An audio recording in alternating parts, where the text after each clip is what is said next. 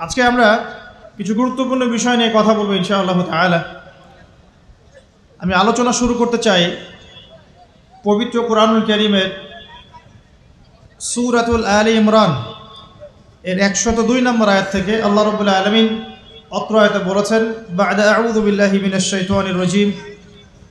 আল্লাহ রাব্বুল আলামিন বলছেন, ইয়া আইয়ুহাল্লাযীনা আমানু, হে মুমিনগণ, তোমরা যারা ঈমান এনেছো, ইত্তাকুল্লাহ, তোমরা আল্লাহকে ভয় করো,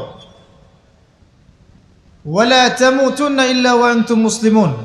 এর আগে আল্লাহ পাক বলছেন হাক্কা তুকাতিহ, ভয় করার মতো করে ভয় করো, ওয়ালা তামুতুন্না ইল্লা ওয়া আনতুম মুসলিমুন, পরিপূর্ণ মুসলিম না হয়ে কেউ মৃত্যুবরণ করো না। আল্লাহ পাক এখানে মুমিনদেরকে বলছেন, ইয়া আইয়ুহাল্লাযীনা আমানু, হে মুমিনগণ। কারা মুমিন? উত্তর পেতে হলে চলে যেতে হবে হাদিসে জিবরিলে। কোন হাদিস? হাদিসে জিবরিল, সহিহ মুসলিম হাদিস নাম্বার 9, মিশকাত হাদিস নাম্বার 2। রাসূলুল্লাহ সাল্লাল্লাহু আলাইহি ওয়াসাল্লাম মসজিদে বসে আছেন। এমন সময় একজন ব্যক্তি মসজিদে প্রবেশ করলেন। আমার কি ভাষা বুঝতে পারছেন? আচ্ছা, আমি চট্টগ্রামে গেলে বিপদ। চট্টগ্রাম, কক্সবাজার, সিলেট, আমি কোনো ভাষা বুঝি না। আমার ভাষা মানুষ বোঝে কিনা আমি তাও কনফিউজ থাকি। তো যাই হোক, আমি সরল বাংলায় বলার চেষ্টা করছি। আল্লাহ পাক বলছেন, হে মুমিনগণ। কারা মুমিন? উত্তর আছে হাদিসে জিবরিলের মধ্যে। জিবরাইল আলাইহিস সালাম মানুষের রূপ ধরে মসজিদ নববীর মধ্যে আসলেন এবং সাহাবীদের সামনেই আসলেন। সাহাবীদের সামনে মানুষের রূপ ধরে জিবরাইল আলাইহিস সালাম এই একবারই এসেছেন, ইতিহাসে একবার। এসে নবী সাল্লাল্লাহু আলাইহি ওয়াসাল্লামকে জিজ্ঞাসা করছেন 4টা প্রশ্ন। কয়টা প্রশ্ন? 4টা। 1 নম্বর জিজ্ঞাসা করছেন, ইয়া মুহাম্মদ, বলবেন সাল্লাল্লাহু আলাইহি ওয়াসাল্লাম, হে মুহাম্মদ সাল্লাল্লাহু আলাইহি ওয়াসাল্লাম, আখবিরনি আনিল ইসলাম, আমাকে ইসলাম সম্পর্কে বলুন। নবী সাল্লাল্লাহু আলাইহি ওয়াসাল্লাম বলছেন, ইসলাম হচ্ছে আন তাশহাদা আল্লা ইলাহা ইল্লাল্লাহ ওয়া আন্না মুহাম্মাদান আবদুহু ওয়া রাসূলুহু। ইসলাম হচ্ছে এই সাক্ষ্য দেয়া যে আল্লাহ ছাড়া কোনো ইলাহ নেই এবং মুহাম্মদ সাল্লাল্লাহু আলাইহি ওয়াসাল্লাম আল্লাহর বান্দা এবং রাসূল। এটা হলো প্রথম, অর্থাৎ কালিমা লা ইলাহা ইল্লাল্লাহ। এর অর্থ হচ্ছে আল্লাহ ছাড়া আমি কারো বিধান মানতে পারবো না। কথা কি বোঝা যায়? আল্লাহ ছাড়া আমি কারো দাসত্ব করব না। আল্লাহ ছাড়া কেউ আমার রব নয়, কেউ আমার রিজিক দাতা নয়, কেউ আমার জীবন দাতা নয়, কেউ আমার মৃত্যু দাতা নয়, এমনকি আল্লাহ ছাড়া বিধান দেওয়ার মালিকও কেউ না।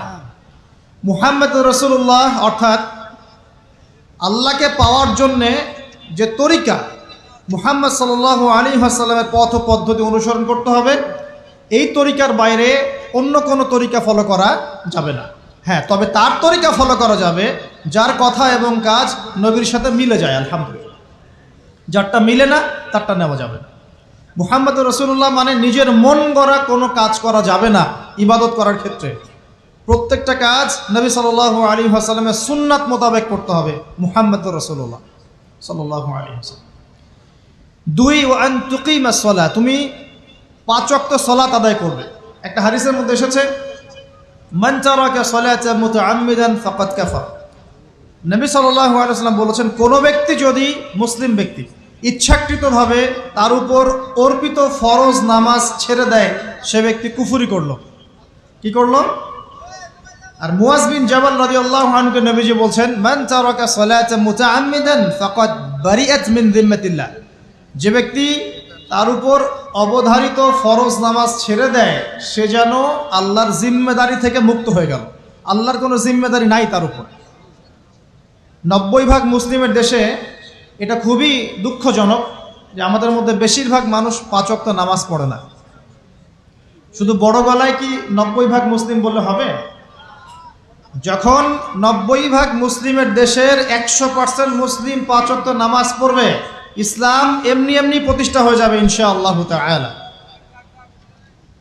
যখন মুসলিম কান্ট্রির বেশিরভাগ মানুষই নামাজি হবে, ইনশাআল্লাহ আল্লাহর জমিনে আল্লাহর দিন প্রতিষ্ঠা হয়ে যাবে ইনশাআল্লাহ।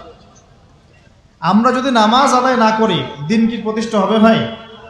আমরা তো আমাদের দেহের উপরেই দিনটা প্রতিষ্ঠা করতে পারলাম না। পরিবারে করব কিভাবে, সমাজে কিভাবে করব, আর বিশ্বে কিভাবে করব? তবে আলোচনার একটা উদ্দেশ্য বলে দিয়ে থাকি, আগেই বলে দেই, ইসলাম দিয়ে পৃথিবী শুরু হয়েছে, নবী দিয়ে সভ্যতা শুরু হয়েছে, ইসলাম দিয়েই পৃথিবী শেষ হবে, নবী দিয়েই সভ্যতা শেষ হবে ইনশাআল্লাহ। শুরু হয়েছে আদম আলাইহিস সালামকে দিয়ে এবং শেষ হবে ইনশাআল্লাহ তাআলা নবী ঈসা আলাইহিস সালামকে দিয়ে। এই কথাটা মাথায় রাখবেন। ইহুদিরা অপেক্ষা করে বসে আছে। কিসের অপেক্ষায় বসে আছে? সব ইহুদি না অবশ্য, যারা জালেম, জায়নিস্ট, বদ, এরা অপেক্ষা করে বসে আছে যে শেষ জামানায় তাদের একজন মাসিহ আসবে। কি আসবে? মাসিহ মানে ত্রাণকর্তা, উদ্ধারকর্তা। যেই মাসিহ আসলে পরে তারা সারা বিশ্বটাকে শাসন করবে এই জেরুজালেম থেকে। কোন জায়গা থেকে? নাম শুনছেন? কোন দিকে এটা? ইসরায়েল। আচ্ছা, ইসরায়েলের না, এটা ফিলিস্তিনের। কার? এই জায়গার মালিক কে? এই জায়গার মালিক আমরা। এটা আমাদের জায়গা। 3টা মসজিদ আপনি সফর করবেন সোয়াবের আশায়, তার সবচেয়ে শ্রেষ্ঠ মসজিদ হারাম মানে মক্কায়। 1 রাকাত নামাজ পড়বেন, 1 লক্ষ রাকাত নামাজের সওয়াব হবে ইনশাআল্লাহ। 2 নাম্বার মদিনা, 1 রাকাত নামাজ পড়বেন, 1000 রাকাত নামাজের নেকি হবে ইনশাআল্লাহ। 3 নাম্বার কি? এই যে আকসা, আমরা তো ভুলেই গেছি।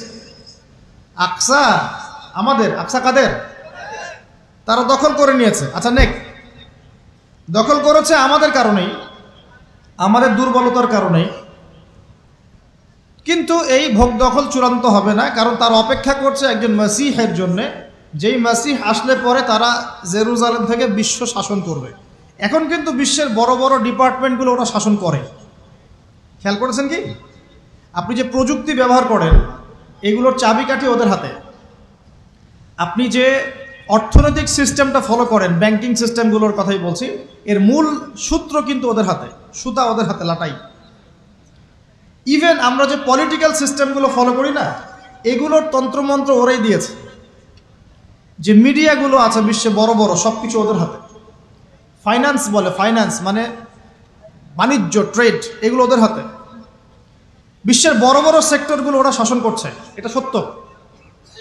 আরেকটা মারাত্মক কথা হচ্ছে, বিশ্বকে শাসন করতে হলে কিছু অস্ত্র লাগে। কি লাগে?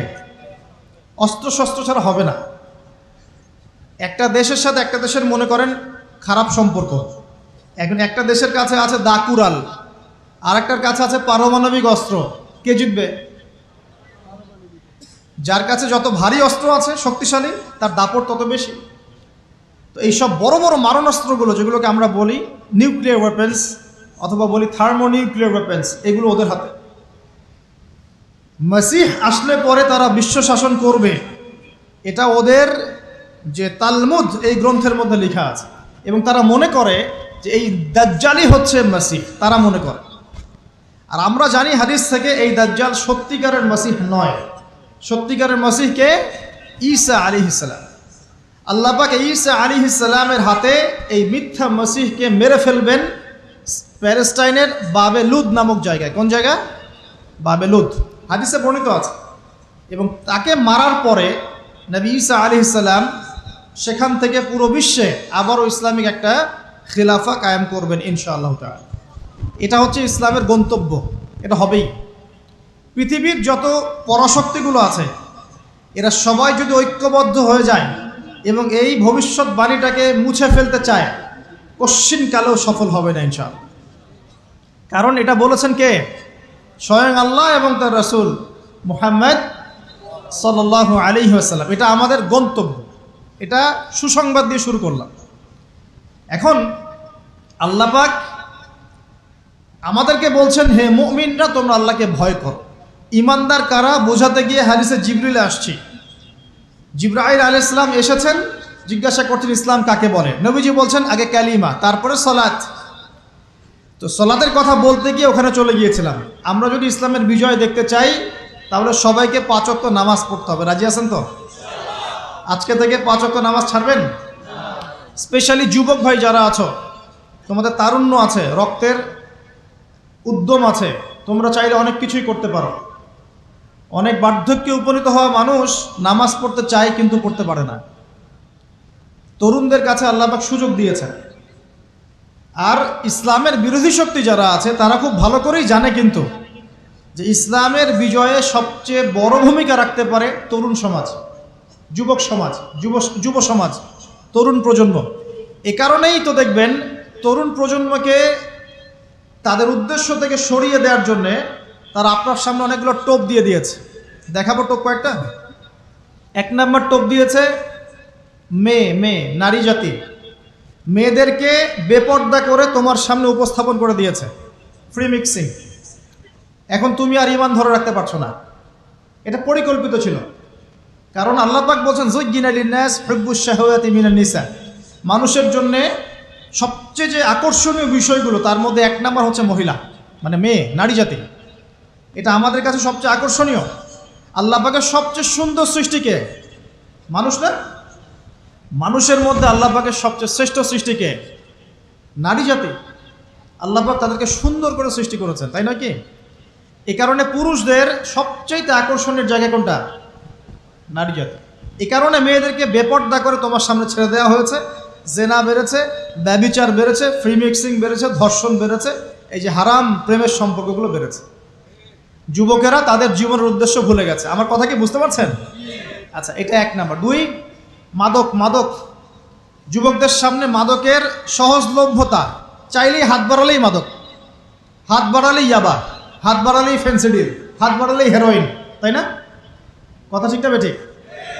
যদি কেউ চায় যে আমি আজকে রাত্রে মাদক খাবো, সে পারবে, হাত বাড়ালেই পারবে। এখনকার সমাজ এমন, যদি কেউ চায় যে আজকের রাত্রে আমি পতিতালয়ে গিয়ে রাত কাটাবো, সে পারবে। 500 টাকা 1000 টাকার বিনিময়ে মানুষ এখন জেনা করতে পারে না? 5 টাকা 10 টাকা 50 100 টাকা দিয়ে মানুষ এখন ইয়াবা কিনে খেতে পারে। আর যারা সীমান্তবর্তী অঞ্চলে আছেন তারা আরও ভালো জানেন আমার কথা কতটুকু সত্য কতটুকু মিথ্যা।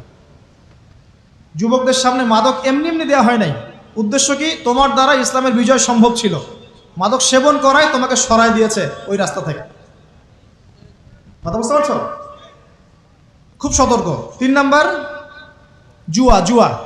তোমার সামনে জুয়া দিয়ে দিয়েছে, জুয়া। ফুটবল বিশ্বকাপ হইলে জুয়া, IPL হইলে জুয়া, BPL হইলে জুয়া, ফুটবল ফিফা হইলে জুয়া। জুয়া খেলে না মানুষ। আর যে যুব সমাজ তাদের জীবনের উদ্দেশ্য জানে না, তাদের পক্ষেই সম্ভব এইসব মেসি, আর্জেন্টিনা, ব্রাজিল এইসব নিয়ে ব্যস্ত থাকে।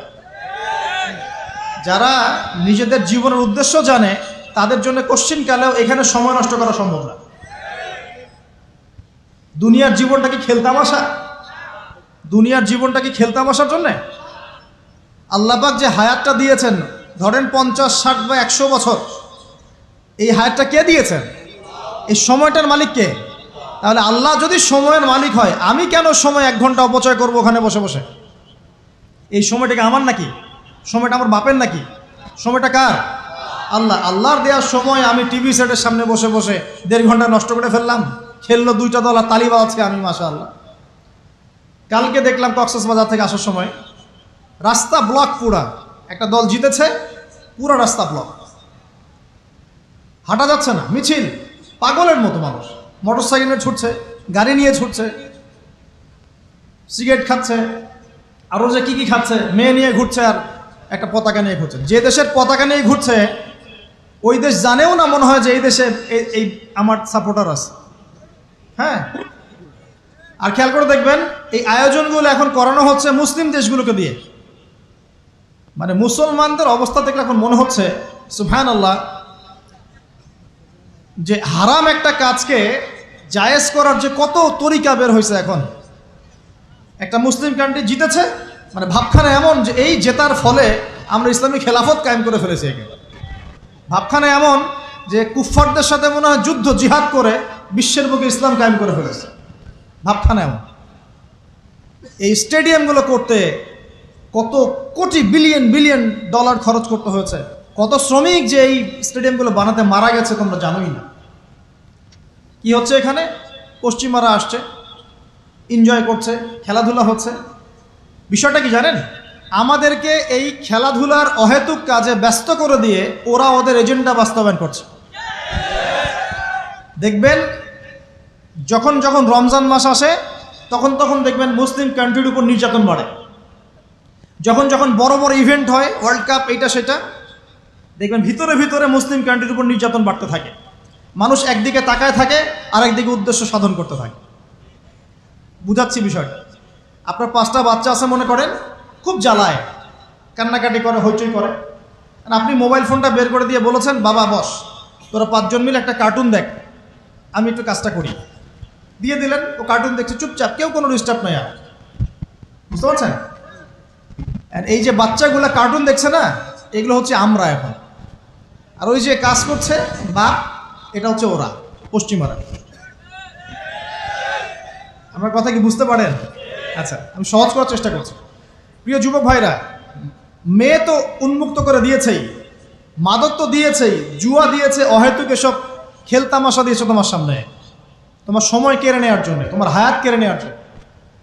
তোমার মূল্যবান হায়াত, যে হায়াতটাকে তুমি আল্লাহর পথে দাওয়াতের কাজে ব্যয় করবা, দিন চর্চার কাজে ব্যয় করবা, আল্লাহর ইবাদতের কাজে ব্যয় করবা, আমর বিল মারুফ নাহি আনিল মুনকারের কাজ করবা, এই সময়টা ওরা কেড়ে নিয়েছে তোমার কাছ থেকে। বুঝতে পারছো না তুমি? আবার নেশা দিয়ে তোমার ভিতরটা নষ্ট করে ফেলেছে, জেনা দিয়ে তোমার অন্তরের নূর নষ্ট করে দিয়েছে, ফ্রি মিক্সিং দিয়ে জেনা এবং তোমার যে পবিত্রতা, চারিত্রিক পবিত্রতা নষ্ট করে দিয়েছে। আরও দিয়েছে পর্নোগ্রাফি। বেশিরভাগ যুব সমাজ এখন বাসায় গিয়ে রাতের বেলা পর্ন দেখে। দেখা যায় সারাদিন ভালো কাজ করে, বাসায় গিয়ে রাতের বেলা পর্ন দেখে। পর্নোগ্রাফি দেখে না বা দেখে নাই কখনো, এমন একটা ছেলে খুঁজে পাওয়া যাবে না এখন।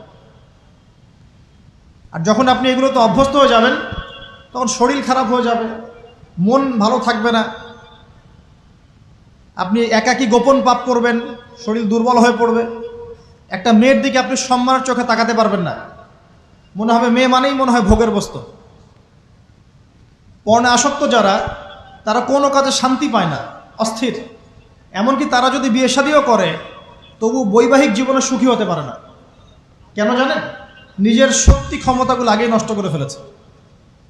এবং অনেকগুলো মেয়ে যখন আপনি দেখবেন নগ্ন, তখন আপনার স্ত্রীকে আপনার কাছে সুন্দর মনে হবে না, মনে হবে এই মেয়ের চেয়ে মনে হয় ওই মেয়েটা সুন্দর, এর চেয়ে মনে হয় ওইটা সুন্দর। আর মেয়ের প্রতি সম্মান তো থাকবেই না, মেয়েকে মনে হবে একটা ভোগের বস্তু। যত বেশি পর্নোগ্রাফি বেড়েছে, তত ধর্ষণ বেড়েছে। দেখেছেন? পর্ন যত বেড়েছে, ধর্ষণ তত বেড়েছে। এমনকি ছোট ছোট বাচ্চারা পর্যন্ত রেহাই পাচ্ছে না। দেখেন না, ছোট ছোট বাচ্চা, 5 বছর 10 বছরের বাচ্চারা, মেয়ে বাচ্চাদের কথা বলছি, এদেরকেও ধর্ষণ করা হচ্ছে। যাদের ঘরে কন্যা সন্তান আছে, তারা খুবই এখন মানে বিপর্যয়ের মধ্যে আছেন আপনারা, আমরা। কারণ সমাজটা তো নষ্ট হয়ে যাচ্ছে। আপনার মেয়েকে কতদিন ঘরে রাখবেন? বাইরে তো পাঠাতেই হবে। বাইরে পাঠালে দেখবেন মেয়ের সম্মান নাই, পর্দা নাই, মেয়েকে জোর করে ধর্ষণ করা হচ্ছে। বাসে, ট্রেনে, অটোতে, অমুকে তমুকে, ট্রাকে মেয়েকে ধর্ষণ করা হচ্ছে। আর প্রত্যেক ধর্ষকের তো আর ইসলামিকভাবে বিচার হচ্ছে না, হচ্ছে? যদি একটা এলাকায় ধর্ষণ হতো আর ধর্ষককে জনসমক্ষে ডেকে ফাঁসি দেওয়া হতো না, তাহলে দেখতেন যে ওই এলাকায় ধর্ষণ বাড়তো না, কমে যেত।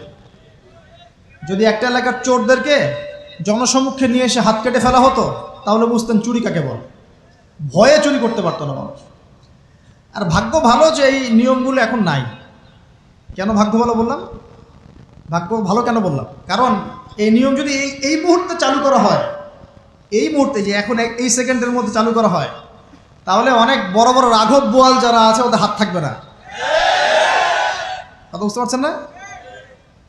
কেউ চুরি করে সিসকা চোর বলি আমরা, না কি বলেন আপনারা? ছিচকা চোর বলেন। কেউ আছে চুরি করে, পুকুর চুরি করে। সিসকা চোরকে ধরতে পারলে রাস্তাঘাটে কি মাইটটা দেওয়া হয়, তাই না? মনে হয় যে নিজের শক্তি খাটানোর একটাই জায়গা চোর পিটানো।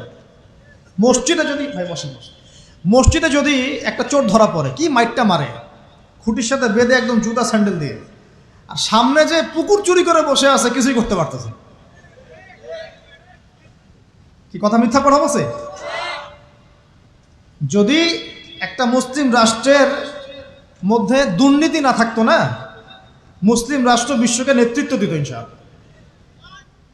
যদি কোনো মুসলিম রাষ্ট্রের মধ্যে দুর্নীতিটা না থাকতো না, তাহলে দেখতেন ওই রাষ্ট্র অবশ্যই বিশ্বকে নেতৃত্ব দিত ইনশাআল্লাহ।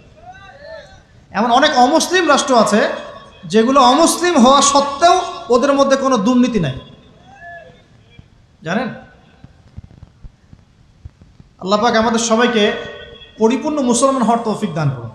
দেখেন আল্লাহ পাক বলেছেন উদখুলু ফিস সিলমি কাফা, তোমরা পরিপূর্ণরূপে ইসলামে প্রবেশ করো।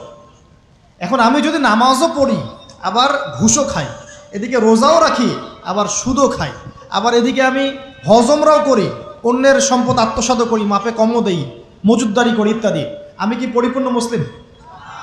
আমি কি উদখুলু ফিস সিলমি কাফার উপর আমল করতে পেরেছি? আর আল্লাহ পাক এখানে বলছেন ওয়ালা তামুতুন্না ইল্লা ওয়া আনতুম মুসলিমুন, পরিপূর্ণ মুসলমান না হয়ে তোমরা মৃত্যুবরণই করিও না। করলেই সমস্যা। পরিপূর্ণ মুসলমান না হয়ে মারা গেলেই সমস্যা। কি সমস্যা? ওই যে আল্লাহ পাক বলবেন মান রব্বুক, বলবে লা আদরি, আমি তো জানি না, কারণ পরিপূর্ণ মুসলমান হয়নি তো, আল্লাহর সাথে শিরিক করেছে। আল্লাহ পাক বলবেন মা দীনুক, বলবে লা আদরি, আমি জানি না। মা দীনুক উত্তর কেমন করে দিতে পারবে? ইসলামের কিছু অংশ মানে, কিছু অংশ মানে না। ইসলামের কিছু অংশ মানে, নামাজ, রোজা, হজ, যাকাত, তাসবিহ, তাহলিল সবই মানে, কিন্তু সুদ ছাড়তে হবে, ঘুষ ছাড়তে হবে, জেনা করা যাবে না, মদ খাওয়া যাবে না, দুর্নীতি করা যাবে না, মানে না। তাহলে মা দীনুক কি উত্তর দিবে? মান নবিয়ুক, কে নবী? উত্তর কিভাবে সম্ভব? নবীর সুন্নতি তো নাই গায়ের উপরে, চেহারায় নাই, কাপড়ে নাই, চলাফেরায় নাই, ওঠা বসায় নাই, ইবাদতে থাকলেও অর্থনীতির মধ্যে নাই, অর্থনীতির মধ্যে থাকলেও সংস্কৃতির মধ্যে নাই, সংস্কৃতিতে থাকলেও সমাজে নাই। নবীর সুন্নত কি খালি ঘরে তসবিহ টেপার মধ্যেই? মানে আমরা খালি সুবহানাল্লাহ সুবহানাল্লাহ পড়বো এটাই সুন্নত, দাড়ি ছেড়ে দিব এটাই খালি সুন্নত, টাকনোর উপরে কাপড় পরবো এটাই কি খালি সুন্নত? সমাজের মধ্যে সুন্নত নাই, অর্থনীতির মধ্যে সুন্নত নাই, ব্যবসা বাণিজ্যের সুন্নত নাই, চাকরি বাকরিতে সুন্নত নাই, পরিবারের সুন্নত নাই, সংস্কৃতির মধ্যে সুন্নত নাই। আর রাষ্ট্রের কথা বললাম না, ওটা বাদ দেন, ওটা এই যুগে সম্ভব না। ইল্লা মাশা আল্লাহ, যদি আল্লাহ পাক না চান। ওইদিকে আমি কথাই বলতে চাচ্ছি না, আমি সমাজ পর্যন্তই আছি আর কি, এর উপর যাচ্ছি না। তো প্রিয় ভাইয়েরা, যুবক ভাইদের কথা বলে আমি সামনে যাব। এক নাম্বার কি বলেছি, তোমরা সতর্ক থাকবে মেয়ে থেকে। কি থেকে? মেয়ে থেকে 100 হাত দূরে। 100 হাত মানে আমি বলি, পরামর্শ দেই, আমি তোমাদের ভাইয়ের মতো, ছোট হই আর বড় হই, আর আমাকে এইসব আল্লামা শায়েখ এইসব বলার দরকার নাই। আমি একদম তালেবে ইলম, এখানে বড় বড় অনেক আলেম ওলামায়ে কেরাম আছেন, আমি খুব বিব্রত বোধ করছি কথা বলতে। আমি জানি যে হকপন্থী ওলামায়ে কেরাম যারা, তারা আমাদের মতো অনলাইনেও আসেন না, এই ফেসবুক ইউটিউবে ভিডিও পাবেন না, এমনও আলেম বাংলাদেশে আছেন জানেন, যারা বহু আলেম তৈরি করছেন, মাদ্রাসা খেদমত করছেন। তো তাদের সামনে আমাদেরকে যখন এইভাবে টাইটেল দেন, লজ্জা লাগে, বিব্রত বোধ করি। শেখার কোনো শেষ নাই। আমি একসময় মনে করতাম যে আমি যখন ইন্টারমিডিয়েটের পর থেকে চর্চা করা শুরু করছি, অনার্স মাস্টার্স পর্যন্ত, মনে করছি যে হ্যাঁ, মনে হয় ইসলাম সম্পর্কে ভালোই জানছি। তারপর যখন কওমি আলেমদের কাছে পড়তে শুরু করলাম, বলি এগুলো ভিতরের কথা, খোলামেলা বলি, গল্প করছি আপনাদের সাথে, রাগ করছেন নাকি? তখন বুঝলাম যে বিগত 5-7 বছরে তো আমি কিছু পড়াশোনা করছি বলে মনে হচ্ছে না। যেমন একটা হাদিস শো করে বললাম যে ওস্তাদ, এই যে আল্লাহ রাসূল সাল্লাল্লাহু আলাইহি ওয়াসাল্লাম বলেছেন যে একজন মুমিন ব্যক্তি আর একজন মুমিন ব্যক্তির আয়না স্বরূপ। কি স্বরূপ? আয়না স্বরূপ। তো আমি যদি অনলাইনে কোনো ভাইয়ের ভুল ধরিয়ে দেই সমালোচনার মাধ্যমে, তাহলে কি আমি হাদিসের উপর আমল করলাম না? তখন ওস্তাদ মিটিমিটি হাসছেন, বলছেন যে তোমার তো টুকটাক অ্যারাবিক গ্রামারের বেস ভালোই, তোমার কি মনে হয়? আমি বললাম যে আমার কাছে তো এটাই মনে হচ্ছে যে আমি যদি সমালোচনা করি, আমি তো এই আমর বিল মারুফ নাহি আনিল মুনকারের কাজই করলাম। তো তিনি বলছেন আসলে এই হাদিসের ব্যাখ্যা এমন নয়। কেমন ব্যাখ্যা? তুমি কি খেয়াল করো নাই? আমাকে বলছে তুমি কি খেয়াল করো নাই, তুমি যখন আয়নার সামনে গিয়ে দাঁড়াও, তখন আয়না কিন্তু তোমার সাথে কথা বলে না, আয়না নীরব থাকে, স্থির থাকে, কিন্তু তোমার দোষ ত্রুটি কোথায় আয়না কিন্তু দেখিয়ে দেয়।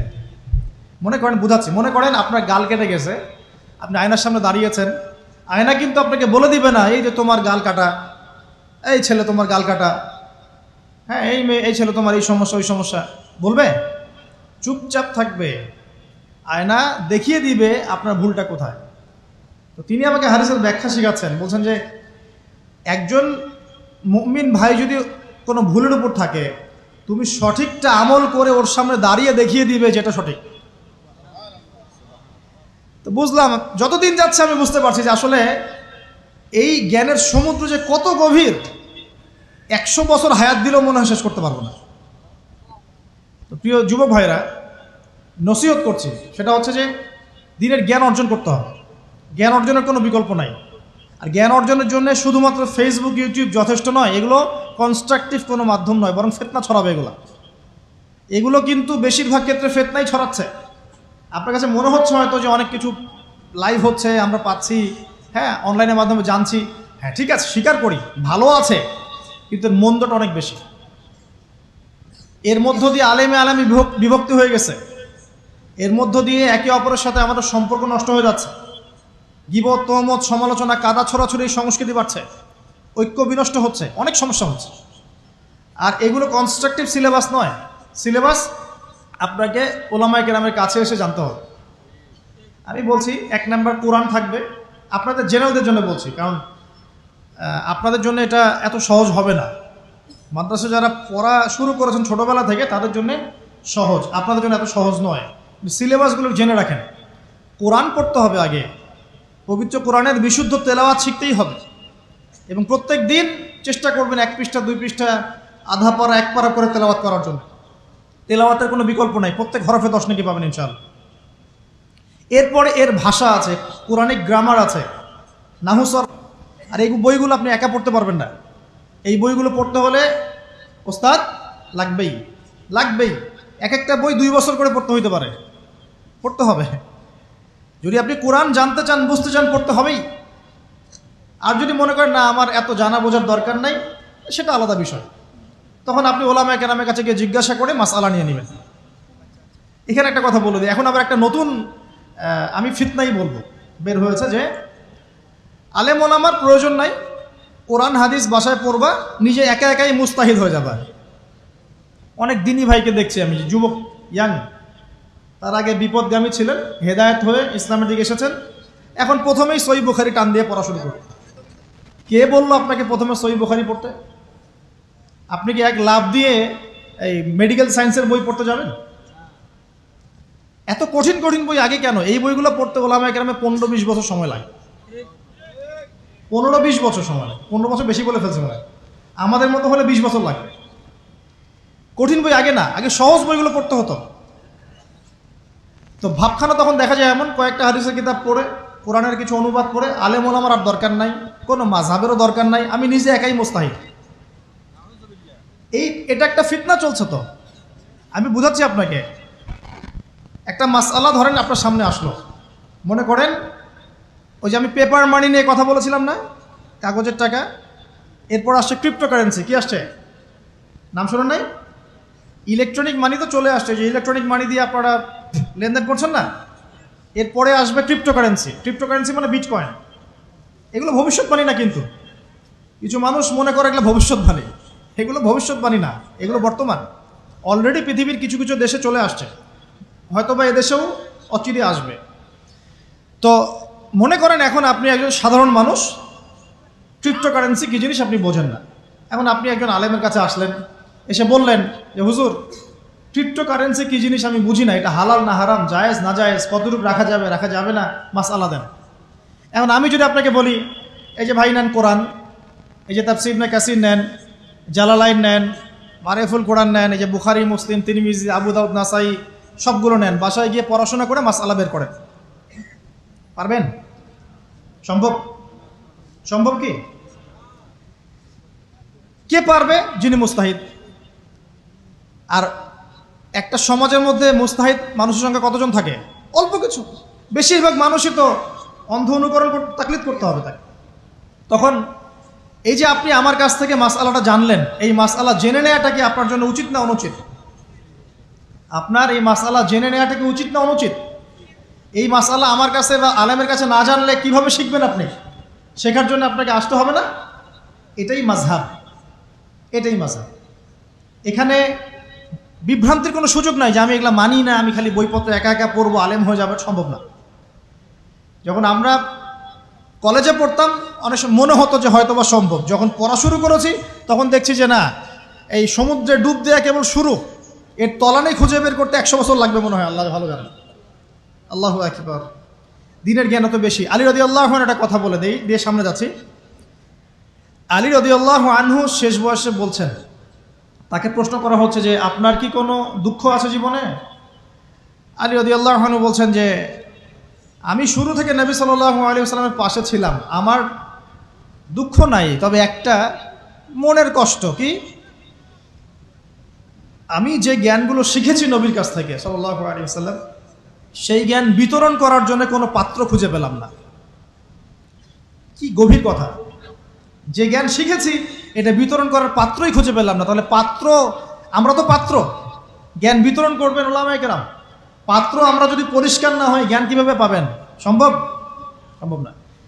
আরেকটা বিষয় বলে দেই, যখন আপনি জ্ঞানের চর্চায় মাঠে নামবেন, আল্লাহ পাক আপনার সম্মানার্থে ফেরেশতার পাখা আপনার পায়ের নিচে বিছিয়ে দিবেন ইনশাআল্লাহ।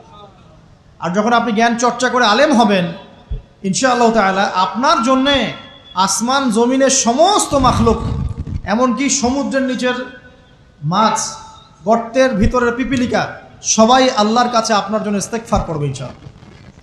একটা হাদিসে নবীজি বলেছেন যে আকাশের চাঁদটাকে তোমরা যেমন দেখো উজ্জ্বল অন্য নক্ষত্রগুলোর তুলনায়, ঠিক তেমনি সাধারণ মানুষের উপরে একজন আলেমের মর্যাদা এমন।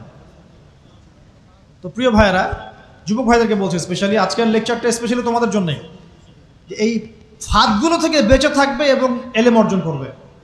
এলেম অর্জনের কোনো বিকল্প নয়, এবং এলেম অর্জনের জন্য সিলেবাস লাগবে। আর অনেক বইপত্র একা একা পড়তে পারবে না, আলেম ওলামাদের সংস্পর্শ লাগবেই, অন্যথায় পারবে না। এর পাশাপাশি আপনি সিরাতের বই পড়বেন, ইতিহাস পড়বেন, ইসলামিক অর্থনীতি পড়বেন, হ্যাঁ, ভূরাজনৈতিক প্রেক্ষাপটের বইগুলো পড়বেন, এগুলো ঠিক আছে। এবং জেনারেল লাইনে যেখানে পড়াশোনা করছেন, এই পড়াশোনাও কন্টিনিউ করবেন, এবং আপনার প্রতিভা দিয়ে আপনার জায়গা থেকেই ইসলামের খেদমত করবেন ইনশাআল্লাহ তাআলা। পারা যাবে না? আল্লাহ তৌফিক দান করুন। যুবক ভাইদের সামনে এই ফাঁদ। কেন ফাঁদ? কারণ যুবক ভাইরা যদি জীবনের উদ্দেশ্য জেনে ফেলে এবং ইসলাম প্রতিষ্ঠার কাজে আত্মনিয়োগ করে, তাহলে কুফার শক্তি পালানোর জায়গা খুঁজে পাবে না ইনশাআল্লাহ। প্রিয় ভাইরা, আল্লাহ রাব্বুল আলামিন বলছেন মুমিনদেরকে, হে মুমিনরা, তোমরা আল্লাহকে ভয় করো। দেখুন, 6টা পিলারে বিশ্বাস না করা পর্যন্ত কেউ মুমিন হয় না। কয়টা পিলার? 1 নাম্বার হচ্ছে আল্লাহর প্রতি বিশ্বাস। 1 নাম্বার আল্লাহর প্রতি বিশ্বাস। 2 ফেরেশতা মণ্ডলীর প্রতি বিশ্বাস। 3 আসমানি কিতাব সমূহে বিশ্বাস। 4 নবী রসুলগণের প্রতি বিশ্বাস। 5 পরকালের প্রতি বিশ্বাস। এবং 6 তাকদীরের ভালো মন্দের প্রতি বিশ্বাস। এই 6টা পিলারকে মনে বিশ্বাস করতে হয়, মুখে স্বীকৃতি দেওয়া লাগে, এবং কাজেও বাস্তবায়ন করতে হয়, তারপর আপনি মুমিন হবেন ইনশাআল্লাহ। আল্লাহ পাক বলছেন আমাদেরকে, এই মুমিনদেরকে, তোমরা আল্লাহকে ভয় করো, ভয় করার মতো ভয় করো। এটার ব্যাখ্যা কি? ভয় করা মানে কি? শুধু নেক আমল করা মানেই আল্লাহকে ভয় করা নয়। আল্লাহ পাকের যত নিষেধ আছে, এই নিষেধগুলো ছেড়ে দেওয়ার নাম হলো আল্লাহকে ভয় করা। যদি আমি নামাজ পড়ি, প্রমাণিত হবে না যে আমি আল্লাহকে ভয় করি। হারাম ছেড়ে নামাজ পড়েন, হালাল খেয়ে নামাজ পড়েন, প্রমাণ হবে আপনি আল্লাহকে ভয় করেন। নামাজ পড়াটা একটু সহজ কাজ, কিন্তু এই হারাম রিজিক ছেড়ে দেয় এত সহজ কাজ নয়। রোজা রাখা সহজ কাজ তুলনামূলক, কিন্তু সুদ ঘুষ ছেড়ে দেওয়া এত সহজ কাজ নয়। তাসবিহ তাহলিল করা সহজ কাজ, কোরআন তেলাওয়াত করাও সহজ কাজ তুলনামূলক, কিন্তু ওই বোনের সম্পত্তি তাকে ফিরিয়ে দেওয়া এত সহজ নয়। অন্য মুসলিম ভাইয়ের মান সম্মান রক্ষা করা তো সহজ নয়। পরিবারে পর্দা এবং নামাজ কায়েম করা তো সহজ নয়। এবং এই সুদ ঘুষ দুর্নীতি অন্যের সম্পদ আত্মসাৎ থেকে বের হয়ে আসা এত সহজ নয়। তাকওয়া মানে কি? পরিপূর্ণরূপে ইসলামে প্রবেশ করা, আল্লাহ পাকের যাবতীয় হুকুম আহকাম মেনে চলা, আদেশও এবং নিষেধও। আল্লাহ পাক বলছেন শেষে, ওয়ালা তামুতুন্না ইল্লা ওয়া আনতুম মুসলিমুন। একজন নবীর কথা খালি বলবো, বিশৃঙ্খলা করেন না, একটু ধৈর্যের সাথে বসেন। আমরা খুব লম্বা আলোচনা করব না, একটু বসেন, শেষ করে দিচ্ছি আস্তে আস্তে। আর যদি কারো কোনো প্রশ্ন থেকে থাকে, এভাবে চিরকুট আকারে আমাদের এখানে দিতে পারেন ইনশাআল্লাহ। মুসলিম না হয়ে মৃত্যুবরণ করো না। আল্লাহ পাকের কালাম পবিত্র কোরআনের মধ্যে সূরা হজ নাম একটা সূরা আছে। এখানে আল্লাহ পাক সূরা হজের মধ্যে ইব্রাহিম আলাইহিস সালামের কথা বলছেন যে হুয়া সাম্মাকুমুল মুসলিমিন। ইব্রাহিম আলাইহিস সালাম সেই নবী যিনি তোমাদের নাম মুসলিম দিয়েছেন। কি দিয়েছেন? আচ্ছা, ইব্রাহিম আলাইহিস সালামের দুটো ঘটনা বলবো খালি, আমি আপনাকে ইসলাম দেখাচ্ছি কি জিনিস। দেখুন, তার স্ত্রীকে আল্লাহ পাক বলছেন রেখে আসো, হাজেরা আলাইহিস সালামকে রেখে আসো মক্কার কাবা ঘরের কাছে, যেখানে কোনো মানুষ নাই, কোনো খাবার পানি কিচ্ছু নাই, সাথে ছোট সন্তান ইসমাইল। দেখেন, রেখে আসার সময় কিন্তু ইব্রাহিম আলাইহিস সালাম আল্লাহকে বলেন নাই যে আল্লাহ আমি আমার স্ত্রী সন্তানকে ওখানে কেন রেখে আসব, এর পিছনে যুক্তি কি, এর পিছনে বিজ্ঞান কি, এর পিছনে দর্শন কি জিজ্ঞেস করেছিলেন? আল্লাহ পাক বলেছেন সামি'না আতা'না। সন্তান বড় হয়েছে, আল্লাহ পাক বলছেন তাকে জবাই করতে হবে। তিনি সন্তানকে গিয়ে বলছেন ইয়া বুনাইয়া ইন্নী আরা ফিল মানামি আন্নী আসবাহুক, আমি স্বপ্নে দেখছি তোমাকে জবাই করছি, ফানজুর মাযা তারা, তোমার কি রায় আমাকে বলো। সন্তান বলছে এবার ইয়া আবাতি, হে আমার আব্বা, ইফআল মা তু'মার, আপনাকে যে আদেশ করা হয়েছে সে আদেশ আপনি পালন করেন। সাতাজিদুনি ইনশাআল্লাহু মিনাস সাবিরিন, ইনশাআল্লাহ আপনি আমাকে ধৈর্যশীল পাবেন। কে বলছে এটা? ইসমাইল। ইসমাইলের মধ্যে কি এখনকার তরুণদের জন্য আদর্শ নাই? যে বয়সে ইসমাইল আলাইহিস সালাম বলছেন আব্বা আমাকে জবাই করে দেন, কোনো সমস্যা নাই, ইনশাআল্লাহ আপনি আমাকে ধৈর্যশীল পাবেন, ওই বয়সের আমাদের তরুণ প্রজন্ম টিকটক প্রজন্ম, ওই বয়সে আমাদের তরুণ প্রজন্ম কিশোর গ্যাংয়ে যোগ দিয়েছে, জেনা করেছে, মাদক খাচ্ছে, জুয়া খেলছে, এই যে জার্সি গায়ে দিয়ে ঘুরে বেড়াচ্ছে। দেখেন, এই ওয়াজে আসার সময় দেখলাম যে কিছু ছেলে দাঁড়িয়ে আছে ওখানে, কি হচ্ছে ওখানে দাঁড়ায়, বক্তা এখন আসে নাই, সিগারেটের প্যাকেট থেকে সিগারেট বের করে টান দিচ্ছে ওখানে। বক্তা তো এখন আসেন, টান দিয়ে যায়, তারপর বসে। মাদক বলতে কি বোঝো তোমরা? খালি গাঁজা, ইয়াবা, ফেন্সিডিলি মাদক? সিগারেটটা মাদক না? এই জর্দা খাই, এটা কি মাদক না? এগুলো মাদকের মধ্যে পড়ে, এগুলো ফ্যাশন হয়ে গেছে এখন। আল্লাহ পাক তোমাদেরকে এগুলো থেকে হেফাজত করুন। আমি দেখেন, ইসমাইল বলছেন হে আমার আব্বা আমাকে আপনি জবাই করে দেন, যদি আল্লাহ আদেশ করে থাকেন, আমাকে ধৈর্যশীল পাবেন ইনশাআল্লাহ। মা বোনদের জন্য বলছে এখানে একটা কথা, দেখুন প্রিয় মা বোনরা ভালো করে শুনুন। দেখুন, ইসমাইল আলাইহিস সালামকে কিন্তু তার বাবা বড় করেন নাই। ইসমাইল আলাইহিস সালাম বড় হয়েছেন মক্কায় তার মায়ের কাছে, হাজরা আলাইহিস সালামের কাছে। আর ইব্রাহিম আলাইহিস সালাম থাকতেন সিরিয়ায়, শামে, তার আরেক স্ত্রী সারা আলাইহিস সালামের সাথে তিনি যাওয়া আসা করতেন। আর তখনকার যাওয়া আসা এত সহজ ছিল না, তখন কোনো মোটর যান ছিল না। তো দেখুন, যেমন মা তেমন সন্তান। কেমন মা? হাজরা আলাইহিস সালামকে বলা হচ্ছে যে তোমাকে এখানে রেখে যেতে আল্লাহ আদেশ করেছেন। তো হাজরা আলাইহিস সালাম বলছেন এখানে তো কোনো পানিও নাই, কোনো খাবারও নাই, আপনি এখানে আমাদেরকে একা ফেলে যাচ্ছেন ইব্রাহিম আলাইহিস সালাম বলছেন আল্লাহর আদেশ, কিছু করার নাই। এখন হাজরা আলাইহিস সালাম বলছেন আচ্ছা যদি আল্লাহ আদেশ করে থাকেন তাহলে ইনশাআল্লাহ আল্লাহ আমাদের হেফাজত করবেন, আল্লাহর প্রতি আমি পূর্ণ তাওয়াক্কুল করলাম। কে বলছেন? হাজরা। এই হাজরা আলাইহিস সালামের দেখেন এখানে তো কোনো খাবারই নাই, পানিও নাই, এক মশক পানি একটু খাবার দ্রুতই শেষ হয়ে গেল। শেষ হওয়ার পর তিনি ছোটাছুটি করছেন, suffer Marwah suffer Marwah suffer Marwah, কোথাও যদি একটু পানি পাওয়া যায়। কি তাওয়াক্কুল আল্লাহর প্রতি, ছোটাছুটি করছেন, বাচ্চা ইসমাইল কান্নাকাটি করছে। মায়ের এই ছোটাছুটি আল্লাহর কাছে এত পছন্দ হয়েছে, যতদিন হজ থাকবে এই হাজরা আলাইহিস সালামের স্মৃতির সাথে জড়িত এই সাই থাকবে। এবং এই ঘটনা আল্লাহর কাছে এত পছন্দ হয়ে গেল যে আল্লাহ পাক জিবরাইল আলাইহিস সালামকে পাঠিয়ে জামজাম কূপের পানি বের করে দিলেন, যেই কূপের পানি জীবনে কখনো শেষ হয় না, পানি খেলে খিদাও লাগে না। চিন্তা করে দেখেন, গ্যালন গ্যালন পানি যাচ্ছে, গ্যালনের পর গ্যালন জামজাম থেকে প্রত্যেক দিন। এমনকি মদিনায় গেলেও আপনি জামজামের পানি পাবেন, মসজিদে কুবায় গেলেও জামজামের পানি পাবেন। আর পৃথিবীর বিভিন্ন জায়গায় তো আমরা নিয়ে আসছি, শেষ হয়েছে?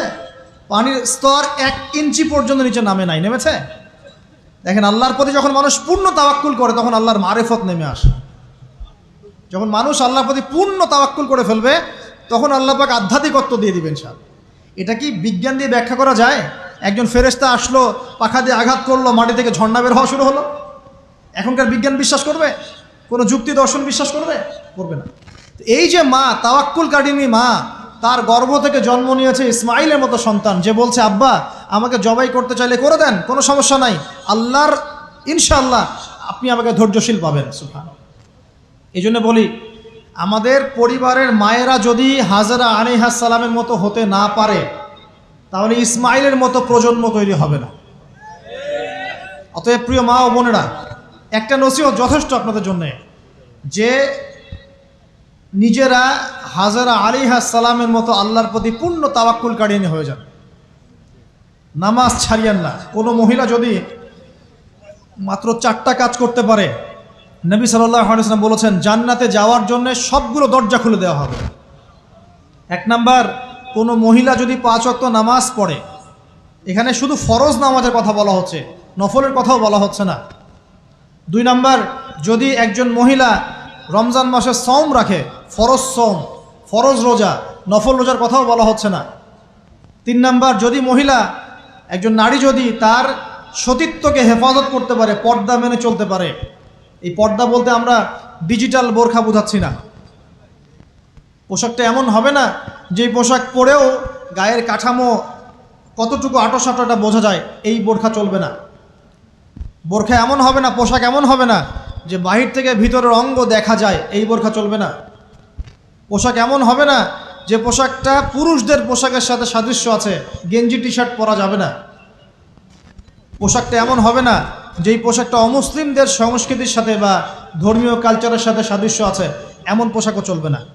যদি কোনো নারী 3 নাম্বার তার লজ্জাস্থানের হেফাজত করতে পারে, মানে শরঈ পর্দা মেনটেন করতে পারে। আর পর্দা করে যদি কলেজে গিয়ে আর ইউনিভার্সিটিতে গিয়ে সহি প্রেমে লিপ্ত হন, তাহলেও পর্দা হবে না। কথা বোঝাতে পারছি না মনে হয়? পর্দা করেও যদি ইউনিভার্সিটিতে গিয়ে গ্রুপ স্টাডি করতে হয় গায়রে মাহরামের সাথে, এই পর্দাও চলবে না। পর্দা মানে পর্দা। পর্দা করে যে দুলা ভাইয়ের সাথে কুটুস কুটুস গল্প করা শুরু করেন, ইডিস পিডিস, চলবে না পর্দা। দেবর আর ভাবি, এখন দেখেন না, দেবর ভাবি, শালি দুলা ভাই, চাচাতো ভাই চাচাতো বোন, কোন জায়গায় সমাজ গিয়েছে জানেন? এমনও নিউজ বাংলাদেশে এসেছে, নাউজুবিল্লাহ বলতে বলতে রুচুতে বাঁধে, যে বাবা মেয়ের সাথে পর্যন্ত জেনা করে ফেলেছে। এই ঘটনা জানেন না? বাংলাদেশে একাধিক ঘটনা ঘটেছে। আস্তাগফিরুল্লাহ, ইন্না লিল্লাহি ওয়া ইন্না ইলাইহি রাজিউন। কোন যুগে আছেন চিন্তা করেন। কেউ কারো থেকে বাদ না, শিক্ষকের সাথে ছাত্রী, ছাত্রর সাথে শিক্ষিকা, বস আর কলিগ, মহিলা কলিগ বস, মহিলা বস, পুরুষ কর্মচারী, হ্যাঁ, অমুক কর্মকর্তা, তমুক কর্মকর্তা। মাঝখানে একটা সিসিটিভির ফুটেজ ফাঁস হয়ে গেল, দেখলেন না কি হইল? মনে আছে? ভুলে গেছেন মনে হয়। একটা টাইটেল, একটি সিসি ক্যামেরা সারা জীবনের কান্না, মনে নাই? ভুলে গেছেন আপনারা? হ্যাঁ, এই যে মনে আছে। তো কে কার থেকে বাদ? ফুফাতো ভাই, চাচাতো বোন, হ্যাঁ, খালাতো বোন, খালাতো ভাই, মানে কাজিন, দেবর ভাবি, শালাদুল্লাহ ভাই, শালিদুল্লাহ ভাই, সব দেখবেন জেনা করতেছে না? পরকিয়া তো নিত্যদিনের ব্যাপার। পরকিয়া না করলে এখন পেটের ভাতই হজম হয়। বাসায় একটা স্ত্রী আছে, বাইরে 3-4টা মেয়ের সাথে টাঙ্কি মেরে বেড়াবে, কোনো সমস্যা নাই। সমস্যা কোথায় বলি? সমস্যা হচ্ছে, যদি আপনার স্ত্রী থাকে একজন নেককার বা সতীসাধী নারী থাকে, এবং তার পারমিশন নিয়ে যদি আপনি আরেকটা বিয়ে করতে যান, সমস্যা আছে। হালালভাবে বিয়ে করলে সমস্যা, বাইরে টাঙ্কি মেরে বেড়াবেন, কোনো সমস্যা নেই।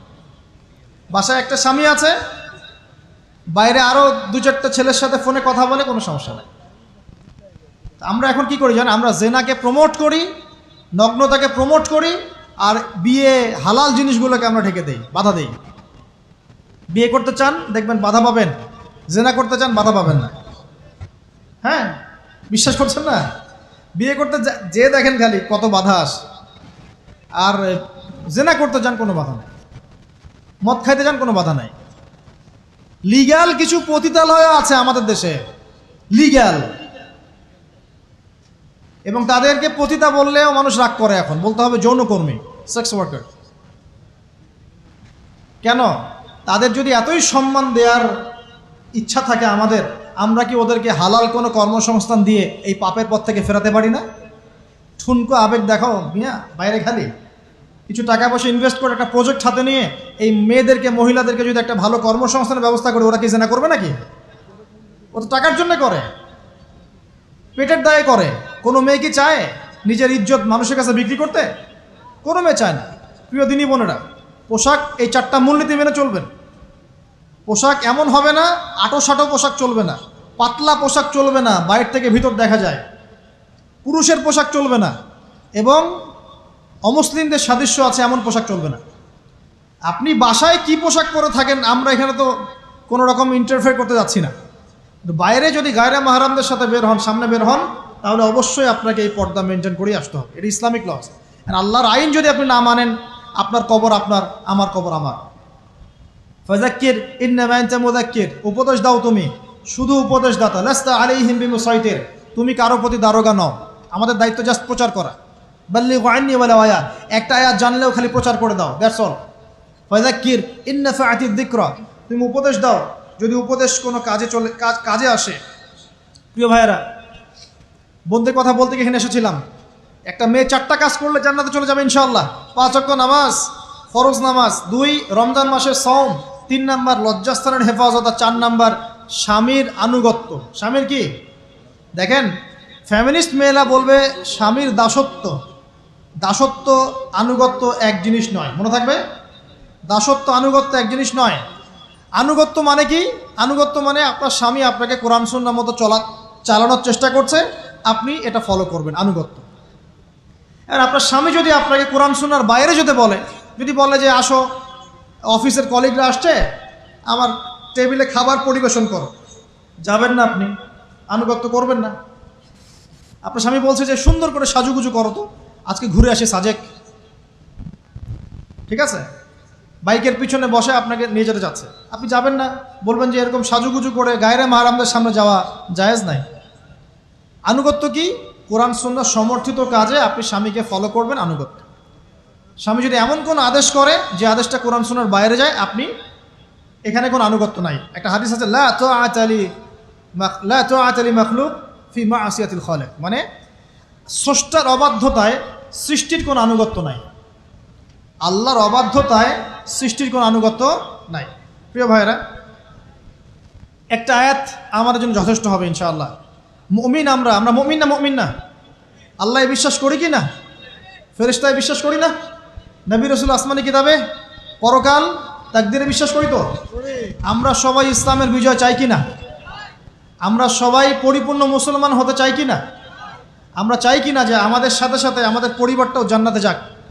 এবং আমরা চাই কি না যে আমাদের সমাজটাও ইসলামের আলো আলোকিত হোক? চাই কি না? যদি চাই, প্রিয় ভাইয়েরা, আমার 10টা নসিহত। কয়টা?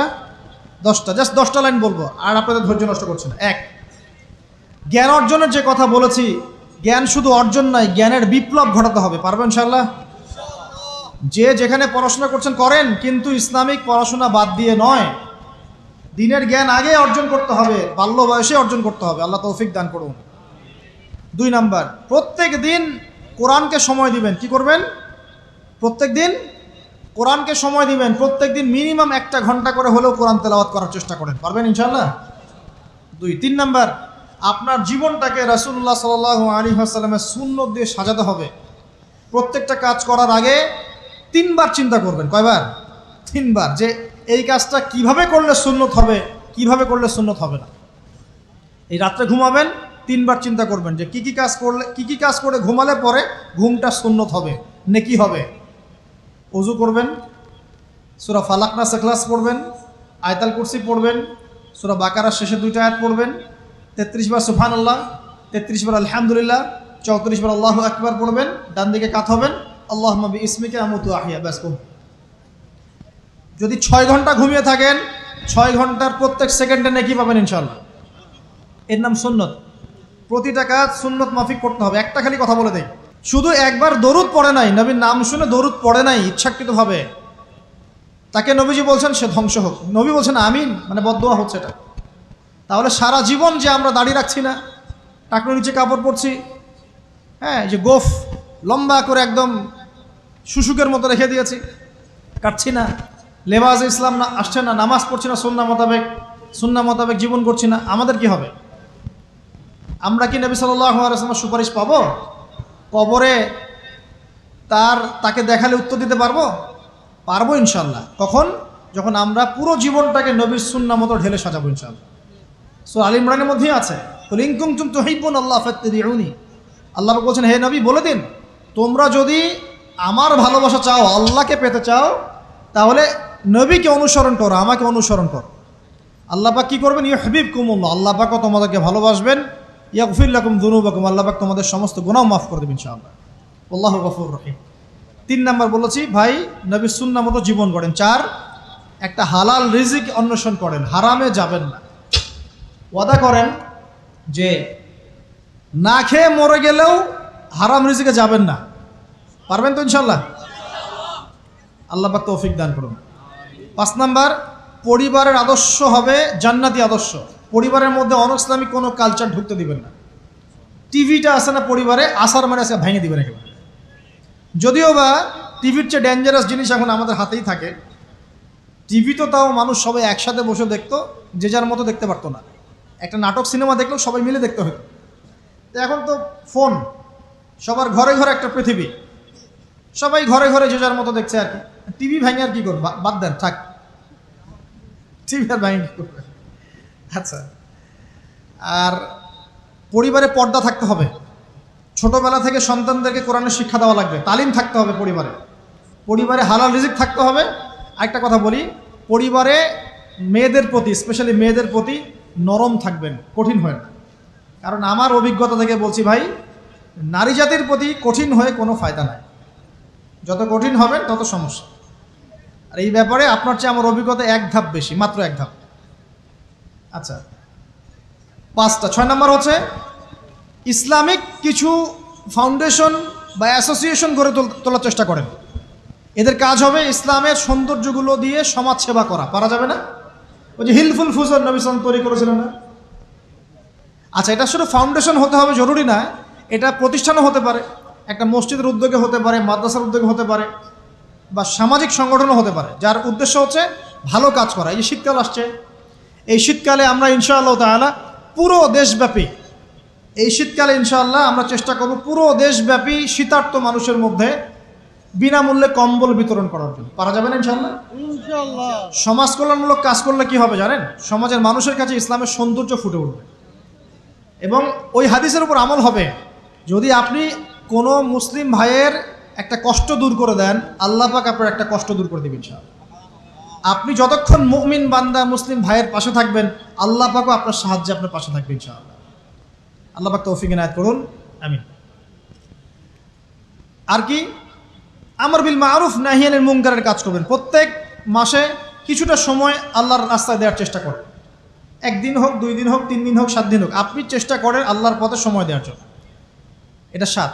6টা বললাম না 7টা বললাম? 7টা বলছি। 8 নাম্বার, আলেম ওলামার সোহবত লাগবে। একা একা চলা যাবে না। আপনি যে আলেম ওলামাদেরকে হক্কানি মনে করেন, আপনার দৃষ্টিতে তাদের কাছেই আপনি পড়ে থাকেন, কোনো সমস্যা নেই। পরামর্শ ভিত্তিক চলবেন এবং আলেমদের মাঝখানে বিভক্তি সৃষ্টি করবেন না, ঐক্যবদ্ধতার চেষ্টা করবেন। আল্লাহ পাক তৌফিক দান। আর 2টো হচ্ছে আপনার পরবর্তী প্রজন্ম, বাচ্চা কাচ্চা যারা আছে, তাদেরকে এখন থেকেই পরিপূর্ণ মুসলমানের মতো গড়ে তুলবেন। আইডল দিবেন। তোমাদের আইডল হচ্ছে ওমর রাদিয়াল্লাহু আনহু, তোমাদের আইডল খালিদ বিন ওয়ালিদ, তোমাদের আইডল আলী রাদিয়াল্লাহু আনহু, তোমাদের আইডল আবু বকর সিদ্দিক, তোমাদের আইডল হচ্ছে তারেক বিন জিয়াদ, মোহাম্মদ বিন কাসেম। এই যে আপনাদের এই এলাকায়, চিটাগাং এলাকায় কত আলেম ওলামা অলিয়া উলিয়ার পদচারণা ঘটেছে জানেন? ইতিহাস পড়ে দেখবেন, আপনি ইতিহাস পড়তে পড়তে শেষ করতে পারবেন না। সেই মুঘলদের আগে পর্তুগিজরা, তার আগে আরও মানুষ এসেছে, আরব বণিকরা এসেছে, সুফি দরবেশরা এসেছেন, পীর সাহেবরা এসেছিলেন, বড় বড় আল্লাহর অলিরা এসেছেন, আসেন নাই? অনেক যুদ্ধ বিগ্রহ জিহাদ হয়েছে এখানে। এমনি এমনি তো ইসলাম পায়নি এই এলাকার মানুষ। ইসলাম এখানে প্রচার করা হয়েছে, প্রতিষ্ঠা করা হয়েছিল। ইবনে বতুতাও এখানে এসেছিলেন। হিস্ট্রি পড়ে দেখেন। তো আমাদের পরবর্তী জেনারেশনকে শেখাতে হবে আমাদের শেকড় কোনটা, আমাদের শেকড় ওদেরকে চেনাতে হবে। পারবো না ইনশাল্লাহ? আর সবশেষ কথা হচ্ছে ভাই, যে আমাদের মা বোনদেরকে খাস পর্দায় রাখার চেষ্টা করেন, কোনোভাবেই যেন তাদের ইজ্জত আবরু কেউ সম্ভ্রম নষ্ট করতে না পারে। আল্লাহ পাক আমাদের সবাইকে এই আদর্শগুলো মেনে চলে তৌফিক ইনায়াত করুন, আমিন। أقول قولي هذا أستغفر الله لي ولكم ولسائر المسلمين بارك الله لنا ولكم بالآية الحكيم إنه تعالى جواد كريم بر رؤوف رحيم.